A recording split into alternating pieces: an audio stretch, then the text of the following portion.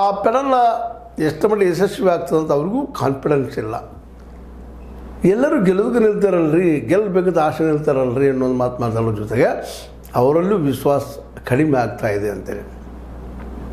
ಇನ್ನು ಗೋಕಾಕ್ ಅರಮಾವಿಯಲ್ಲಿ ಗೆಲ್ತಾರೆ ಅನ್ನೋಂಥದ್ದು ಒಂದು ಬಲವಾದ ನಂಬಿಕೆ, ಅರ್ನಪೋಸ್ ಆಗ್ಬೋದು ಅನ್ನುವಂಥ ಮಾತುಗಳು ಕೇಳಿ ಬರ್ತಾ ಇದ್ದಾವೆ.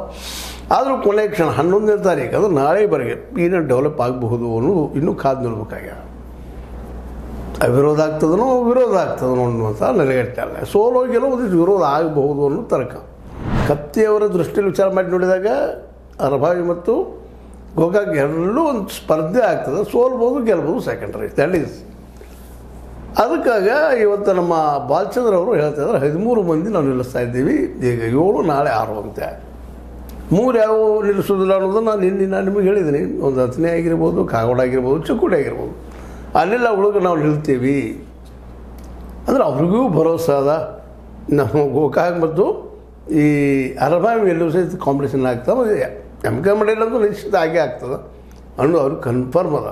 ಸ್ವತಂತ್ರವಾದ ಮೀಡಿಯಾಗೆ ಬೇಕಾಗಿರುವುದು ಸ್ವತಂತ್ರ ಧ್ವನಿ. ಆ ಸ್ವತಂತ್ರ ಧ್ವನಿ ಉಳಿಸಲು ನೀವು ಮಾಡಬೇಕಾದದ್ದು ಇಷ್ಟೇ. ಅದೇನಪ್ಪಾ ಅಂತಂತಂದ್ರೆ ನಿಮ್ಮ ಕೈಲಾದಷ್ಟು ಸಹಾಯ ಈ ಚಾನಲ್ಗೆ ಮಾಡಿ ಹಾಗೂ ನಿಮ್ಮ ಧ್ವನಿಯನ್ನು ಕಾಪಾಡಿಕೊಳ್ಳಿ. ಹೀಗಾಗಿ ಅವ್ರು ಆ ಮಾತನ್ನು ಹೇಳ್ತಾರೆ. ನೋಡು ನಾಳೆ 11ರವರೆಗೆ ಏನಾಗ್ಬೋದು ಅಂತ ತಿಕ್ಕಾಡು ಬಂದ್ರೆ ಜಬರ್ದಸ್ತ್.